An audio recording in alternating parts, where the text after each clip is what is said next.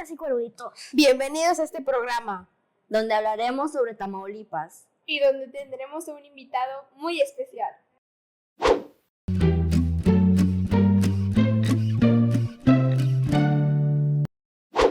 Hola, buenos días, cueruditos y cueruditas. El día de hoy nos honra con su presencia el maestro, escritor e historiador Francisco Ramos Aguirre, el cual nos ayudará a conocer más sobre nuestro hermoso Tamaulipas y por supuesto conocerlo más usted.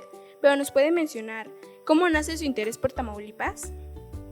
Pues en primer lugar porque es la entidad en donde vivo desde hace más de 50 años y es necesario que quienes habitamos un espacio tan hermoso del noreste mexicano como es Tamaulipas, pues conozcamos la ciudad, la región, el suelo que estamos pisando, sus riquezas naturales, su historia, su cultura. Y siempre es bueno que reflexionemos, pensemos qué es Tamaulipas, dónde estamos parados y cuáles son sus fortalezas que nos abrazan a los tamaulipecos. ¿Cuándo se fundó Tamaulipas y quiénes fueron las personas o grupos claves involucrados en la fundación? Pues Tamaulipas tiene una historia de hace varios siglos. En primer lugar, tendríamos que mencionar que este territorio que ocupa la parte del noreste mexicano y que colinda con Estados Unidos y con el Golfo de México en la actualidad, durante un tiempo se le llamó el territorio septentrional porque era la parte norte de lo que era la Nueva España o el territorio que seguía de Mesoamérica, ¿no? Y en segundo lugar, creo que es necesario considerar que antes de que se llamara Tamaulipas, se llamó la provincia del Nuevo Santander o la colonia de Nuevo Santander, y que antes de que se llamara la provincia o colonia de Nuevo Santander, se llamó la costa del seno mexicano, por el Golfo de México y por toda la denominación que se le otorgó por sus características propias geográficas. Ahora, ¿quiénes intervinieron en que se conociera este territorio o los primeros que lo poblaron, digamos, ya durante el periodo colonial? Pues fue a partir de 1749, cuando se destaca la presencia de un colonizador que se llamó José de Escandón, quien es el que empieza a fundar las primeras villas aquí del territorio que se llamó del territorio del Nuevo Santander y que era como, digamos, un estado que requería de un gobierno, y en este caso el gobierno estaba en manos de este colonizador que se llamó José de Escandón, que era de origen español y que vino acompañado de colonizadores, es decir, de familias, y en algunos casos, como en el de Ciudad Victoria o la Villa de Santa María de Aguayo, como se llamaba inicialmente, vino acompañado de familias y también de grupos indígenas pisones a los cuales se les asignó un espacio para que estuvieran involucrados también en esta conformación del territorio que se empezó a poblar en aquella época.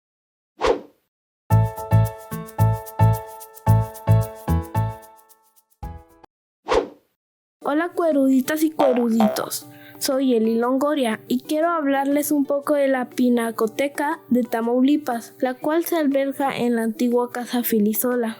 Pues bueno, fíjense que es uno de los edificios más importantes de Ciudad Victoria, la capital tamaulipeca. Es un edificio que forma parte del patrimonio histórico edificado, que se conserva en las condiciones en las cuales originalmente se realizó este levantamiento a finales del siglo XIX.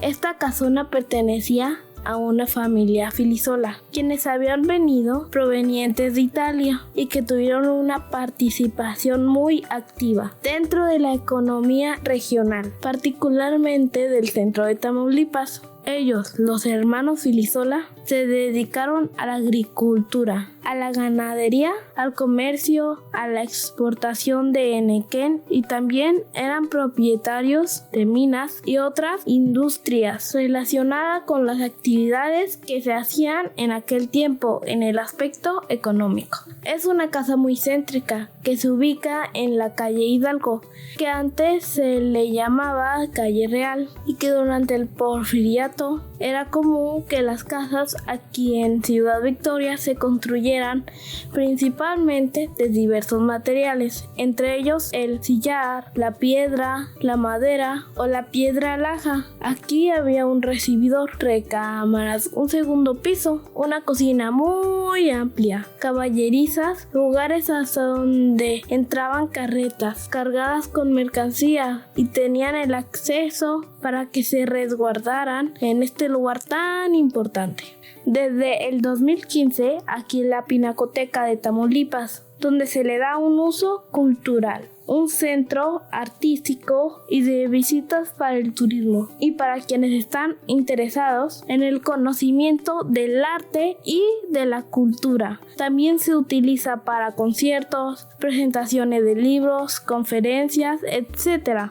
Es una gran construcción, son varios miles de metros cuadrados que abarca este gran inmueble que fue donado por una familia Medina al gobierno de Tamaulipas y que afortunadamente podemos tenerlo como parte de nuestro patrimonio y de los espacios culturales que disfrutamos los tamaulipecos. ¿Qué les pareció, cueruditas y cueruditos? Este lugar es para todas y todos. Vengan a visitarlo. Quiero agradecer al historiador Francisco Ramos Aguirre por compartirnos gustosos sus conocimientos. Soy Eli Longoria y seguimos con más contenido para ustedes. ¡Hasta pronto!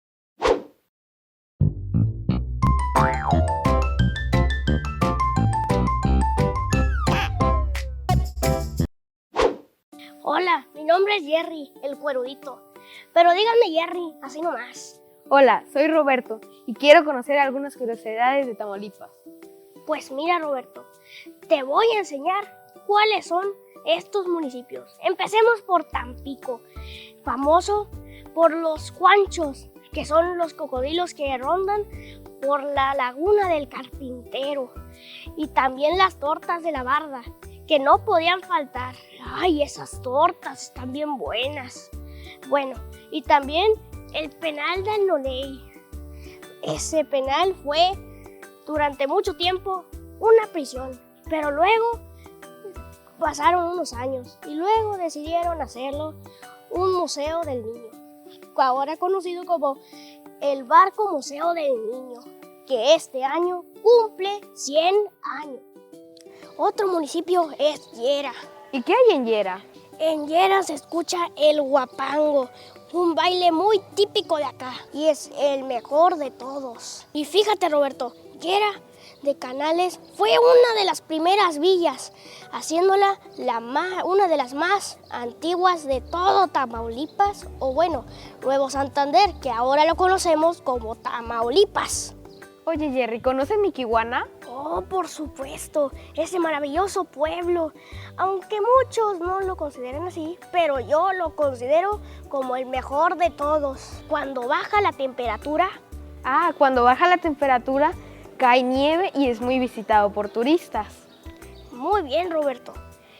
Y también allá se grabó una película que se llama Memorias, pero estamos en un programa para niños, así que sigamos. Y bueno, cueruditas y cueruditos, cuéntenos sobre sus municipios. Les mandamos un saludo. Nos vemos pronto.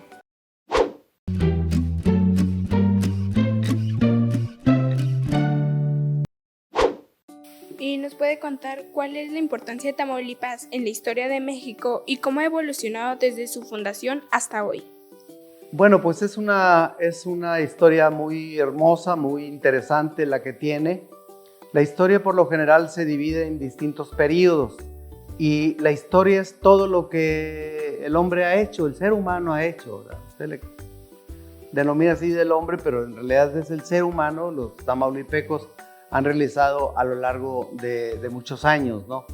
Estamos hablando desde luego no solamente de la historia patria, también tenemos una historia cultural, una historia de la música, una historia de nuestra gastronomía, una historia de la, digamos, del arte, de los artistas, de todos los vestigios prehispánicos que tenemos aquí en nuestro estado, que son pinturas rupestres, testimonios de pueblos originarios que estuvieron aquí en nuestro estado y digamos, de todo el desarrollo que se hace de la historia a través del tiempo, la historia de la industria, la historia del teatro. Entonces, Tamaulipas es un gran estado que cuenta con una historia muy amplia, con, digamos, muchos temas que podemos abordarla a través de nuestros libros, de nuestros historiadores, de nuestros escritores, a través de las enseñanzas que se dan escolarizadas en lo que pudiera decirse como una materia que se puede llamar la didáctica de la historia o la historia a través del tiempo en nuestro estado, ¿no? Entonces, es un estado de una enorme riqueza, con un potencial también que lo podemos observar en el presente, con los grandes polos de desarrollo y ciudades tan importantes como son Nuevo Laredo, como un paso, digamos, aduanal y de comercial hacia los Estados Unidos, hacia Canadá, en el caso de Tampico como uno de los primeros puertos de México, y desde luego el desarrollo petrolero, agrícola, pecuario, y Altamira, hablaríamos de Altamira, de Matamoros, de toda digamos, del potencial económico con el cual, bueno, de alguna manera se tiene que sostener el aspecto de la vida de los tamaulipecos y de quienes vienen aquí a radicar. Muchas gracias.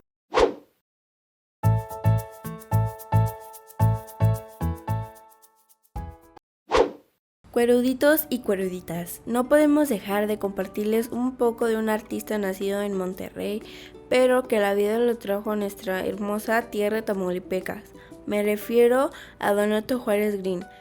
Nació un 28 de junio de 1949 en Monterrey, Nuevo León. Allí estudió ingeniería mecánica y electrónica en la Universidad Autónoma de Nuevo León, de 1969 a 1973. Tuvo una especialidad en docencias y maestría en la enseñanza de las ciencias. Bueno, pero ¿y dónde aprendió a pintar? En 1973, terminando su carrera, estudió educación artística informal. Sus padres se dedicaban al arte gráfico. Cursaron sus estudios de arte en la ciudad de Chicago, Illinois, donde estudiantes se conocieron y luego se casaron y luego fueron a vivir a Ciudad de México por el trabajo que desempeñaban educando en el arte a sus hijos e hijas con la práctica de dibujo a lápiz, dibujo a tinta china, pintura en acuarela, óleo y pintura para rótulos, así como también trabajos en 3 dimensiones, algunos de tamaño normal, infinidad de artesanías, piñatas, máscaras, figuras de papel maché, entre otros. En su casa siempre hubo un ambiente de arte, les interesaba mucho la naturaleza. En esos tiempos, ayudando a sus padres y la escuela, adquirió experiencia de la práctica del dibujo a lápiz y tinta china, acuarela, óleo, grabando ese último ensayó pintura seca y tinta fuerte. Tomó un taller de artes plásticas de la universidad. Montó y armó con su padre escenarios para algunos eventos escolares. Incluso también llegaron a adornar con diferentes motivos un comedor de una industria cigarrera para la Navidad en más de una ocasión. Otros logros artísticos fueron la restauración de las pinturas que adornaban las paredes de una iglesia del centro de Monterrey, la creación de un logotipo de una secundaria, motivo por el cual recibió felicitaciones. Por allá de 1973, el trabajo lo hizo cambiar de ciudad. y llegó a las tierras tamaulipecas, donde trabajó en distintas instituciones como por ejemplo en el Tecnológico de Ciudad Victoria, donde fue maestro de ingeniería mecánica. En dicha escuela realizó un mural que hoy es patrimonio de esta institución. También se encargó de diseñar el logotipo de los 30 años de servicio, el logotipo de la institución y el logotipo de la carrera de ingeniería mecánica. En esta etapa también tuvo contacto con la fotografía experimental, participando en el Club de Fotografía Estudiantil y de Maestros, realizando exposiciones colectivas en la institución. Años después, ya jubilado, andando por Houston, adquirió un paquete para grabar el linóleo, la técnica que fue precursora de sus trabajos. Su propuesta es y ha sido que sus trabajos reflejen que las cosas hermosas, la mayoría, son gratis y están en nuestro entorno. Lo que nuestros ojos observan es lo que trata de alguna forma de capturar y plasmar sus grabados. Siguió practicando y plasmando sus obras de lugares a los cuales he ido visitando en el transcurso de mi vida, y así fue reforzando y cada vez mejorando en el uso y la técnica de grabado de linóleo. En diciembre de 2023 alcanzó a exponer una obra de cuadros, el linóleo, en el Museo de Cultura Populares en la exposición del Juguetes Mexicanos, en la ciudad de Monterrey, Nuevo León, así como también en la Pinacoteca de Ciudad Victoria. En febrero de 2024 se realizó un homenaje póstumo a su exposición, llamada Apreciando la vida a través del arte. Agradecemos mucho a la familia Juárez García por compartirnos esta reseña para todos ustedes. ¿Verdad que estuvo increíble su obra? Y también agradecemos al personal de la Pinacoteca de Tamaulipas por recibirnos y porque nos ofrecieron un recorrido por las instalaciones y hasta un pequeño taller de pintura, donde teníamos que plasmar lo que nos inspiró la obra del maestro Donato Juárez Green. Yo soy Vale. Y yo soy Kenneth García, y nos vemos muy pronto.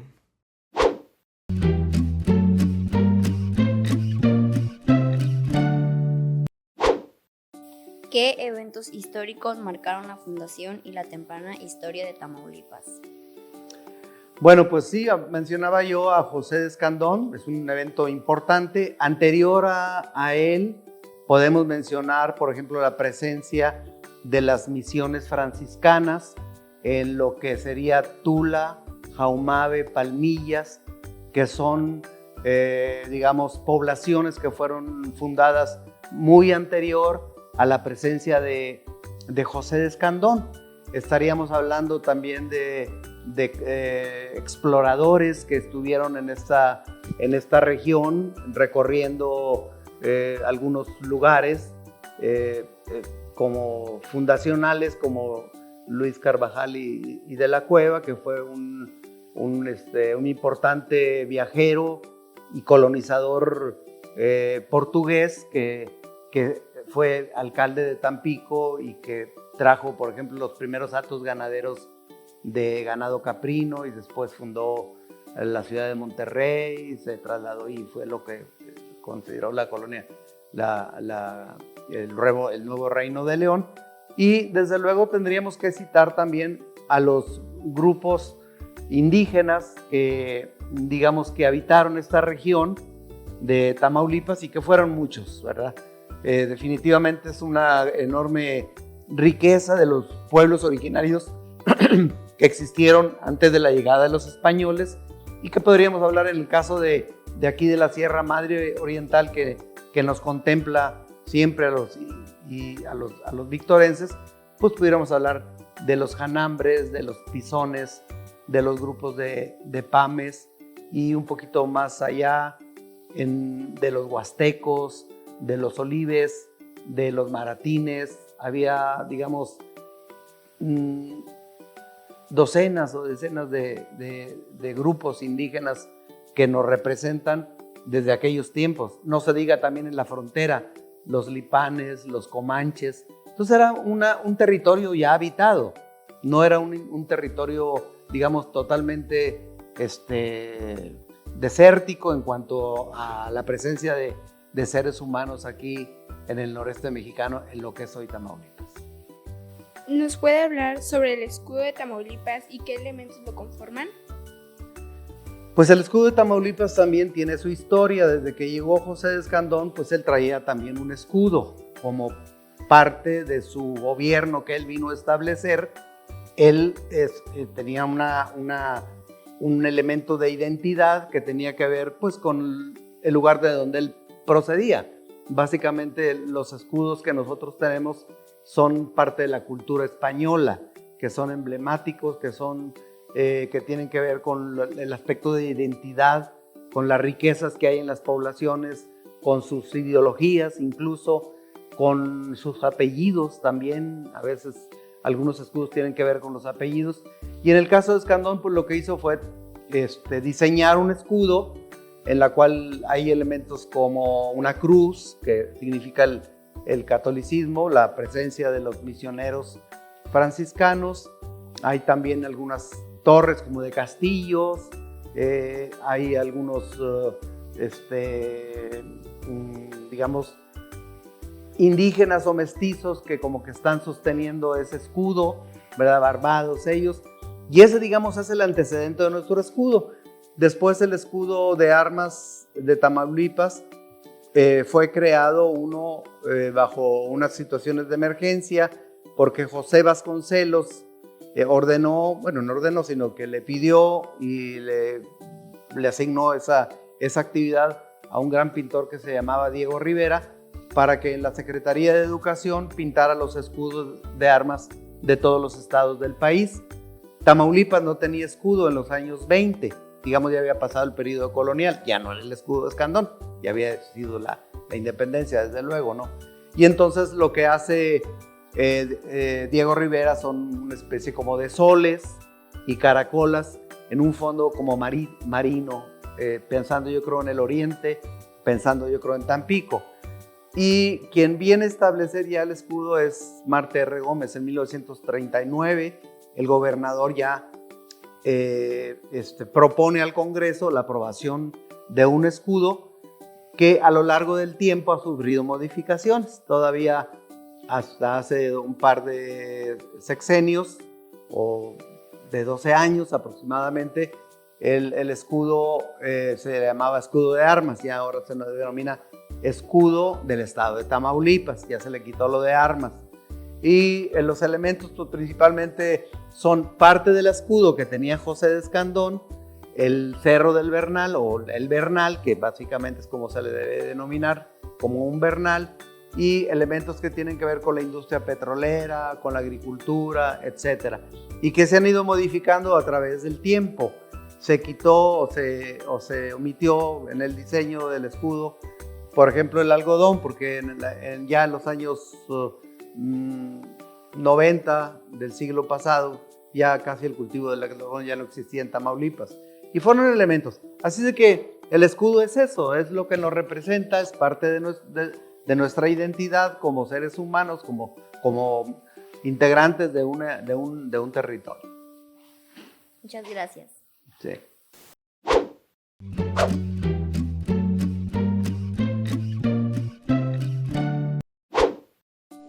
Hola cueruditas y cueruditos, yo soy Sara Rangel y les invito a recorrer el patio central del Congreso del Estado de Tamaulipas. ¡Vamos! En este lugar se encuentran los escudos de los 43 municipios que conforman Tamaulipas y la escultura monumental del primer gobernador de nuestro estado, José Maximiliano Bernardo Gutiérrez de Lara. Ustedes pueden visitar este bello edificio ubicado en el Parque del Bicentenario desde el año 2009. ¡Miren! Es la placa que develaron este año por motivo del Bicentenario de nuestro estado. O sea, porque cumplió 200 años de ser un estado libre y soberano. ¡Wow! Yo amo Tamaulipas. Me despido mostrándoles esta belleza. Es un muro emblemático de la cronología histórica de Tamaulipas. Tiene 5 escudos y sus placas representativas para conmemorar nuestro bicentenario. Espero que les haya gustado, cueruditas y cueruditos. Nos vemos pronto. Cuídense.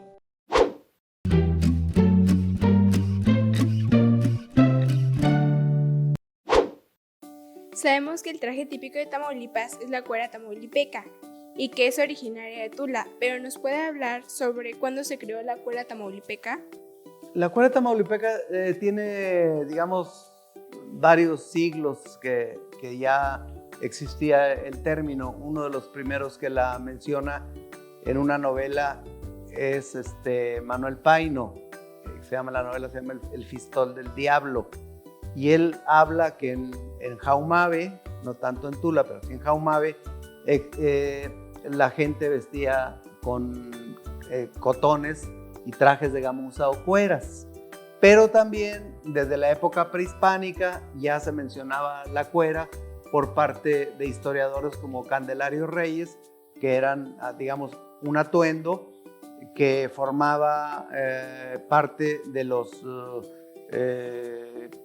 habitantes de aquella época y que servía para protegerse del frío, de las espinas, cuando salían al rancho, de la lluvia, etcétera, ¿no? Entonces ya la cuera tamaulipeca, así un poco más considerada como algo, una prenda estética de vestir, es de principios del siglo pasado, el siglo XX, ¿no?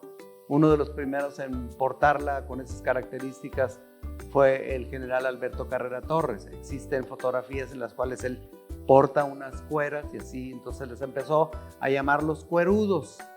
Y todos estos elementos pues forman parte también de una cultura de identidad y como traje típico que fue asignado en los años 50 por el gobernador Norberto Tramiño Zapata. Pero es una prenda de vestir definitivamente de temporada también, y las primeras prendas de vestir de cueras se hicieron con cueros de venado, ¿verdad? Con piel de venado, así, que había muchos venados antes. Existen mitos y leyendas interesantes relacionados con la fundación de Tamaulipas que vale la pena explorar.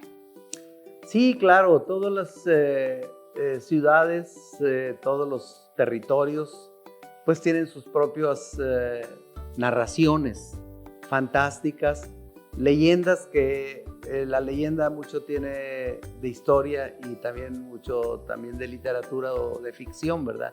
Entonces puede convertirse en un momento dado la leyenda o este tipo de narraciones como un auxiliar didáctico de la historia. Por ejemplo, bueno, pues en Tampico hay una calle que se le llamó la calle de la amargura y que se le denomina de esa manera porque en la época de la intervención francesa una madre iba a dejarle pues el alimento a sus hijos que estaban en la cárcel y que algunos ya los habían, alguno de ellos, de los hijos que tenía, lo habían ya ejecutado los ejércitos franceses y ella seguía asistiendo sin saber que ya había muerto su hijo y era como una amargura. La leyenda de la Llorona, que es una leyenda que se da mucho en ríos, acequias, que tiene mucho que ver con el agua, con el llanto de una mujer que pierde a sus hijos. Pero es una leyenda que se remonta desde la época prehispánica, ¿verdad? Es una leyenda de los presagios que se están considerados dentro del estudio del México prehispánico y que es precisamente la pérdida de los hijos, el llanto de una madre que se enfrenta a una realidad de la guerra, de una invasión, de una conquista violenta en donde muere mucha gente. ¿Nos puede hablar un poco sobre el baile típico de Tamaulipas? Yo digo que hay muchos bailes típicos, hay varios y varias músicas también. Uno de ellos es el huapango.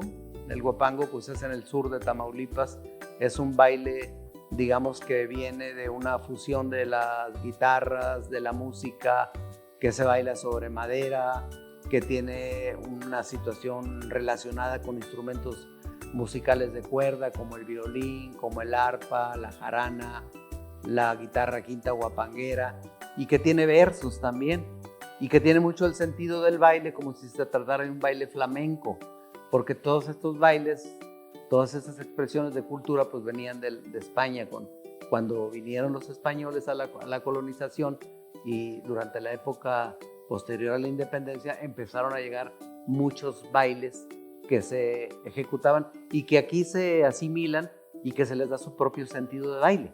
No es que sean iguales a los flamencos, ¿no? Como la petenera, como la bamba, otro tipo de bailes, el jarabe tapatío, que son de otras regiones. Pero aquí lo que nosotros comprende, pues estamos hablando del huapango y lo que respecta también a danzas indígenas. Hay danzas de a pie que les llaman, en las pastorelas, en las actividades religiosas que se hacen en el cuarto distrito, las danzas del caballito, que también se denominan de esa manera. Y desde luego también hablamos de otro tipo de géneros musicales, como es la polca, la redoba, el chotis, el huapango norteño, la cumbia norteña, que son géneros que no han desaparecido, a pesar de que ya hay mucha influencia de otras músicas que viene gracias a todo el aspecto de digamos, del mercantil y de la difusión y de la apertura de los medios de comunicación, que ya estamos prácticamente, podemos conocer muchísimas músicas de todo el mundo y de todo el país. Pues ahora los bailes son de otra naturaleza, o modas también que se van dando con el tiempo, pero las originales, las tradicionales que pudiéramos decir, son las que les menciono. La picota también es un baile que se baila aquí en la región montañosa de San Carlos, Linares, Burgos. Hay un área ahí de la picota que tambora y clarinete es lo que se utiliza. Así de que Tamaulipas musicalmente también tiene una enorme riqueza, muchos géneros, compositores y músicos que han destacado notablemente. Platíquenos un poquito acerca sobre el himno hacia Tamaulipas.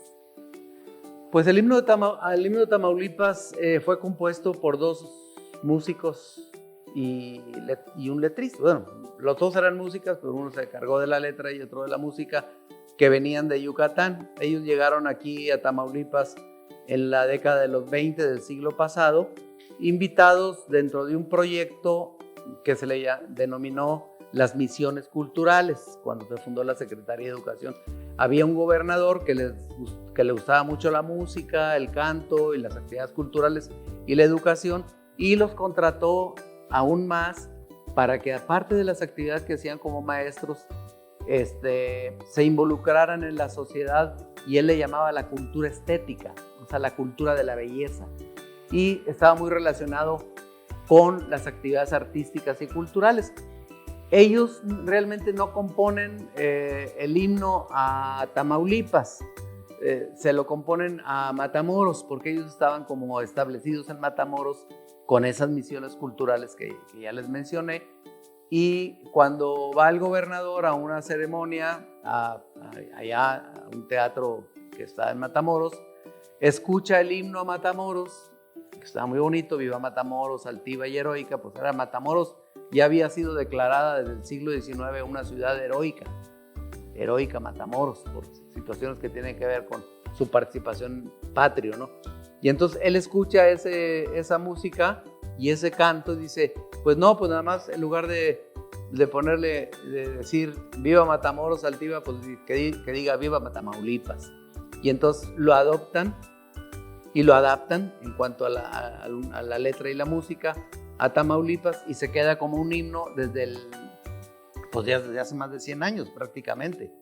Este importante himno, o cerca de 100 años, que nos representa a los tamaulipecos, y que es uno de los himnos pues más hermosos y más bien escritos y musicalizados, con sus armonías, que existe en México. Y la tradición es que se canta siempre en ceremonias cívicas, y es un fervor tamaulipeco patriótico que se refleja en su población, más que en otras entidades de la República.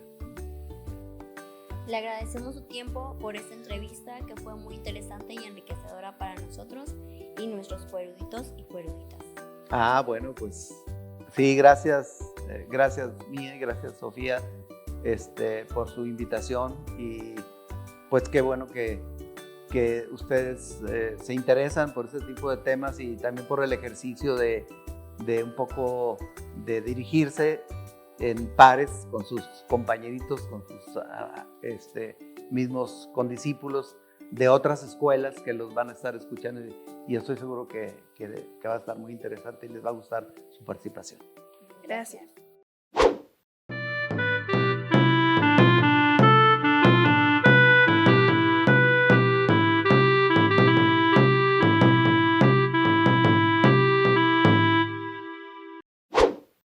Gracias por habernos acompañado. Nos vemos a la próxima. Adiós.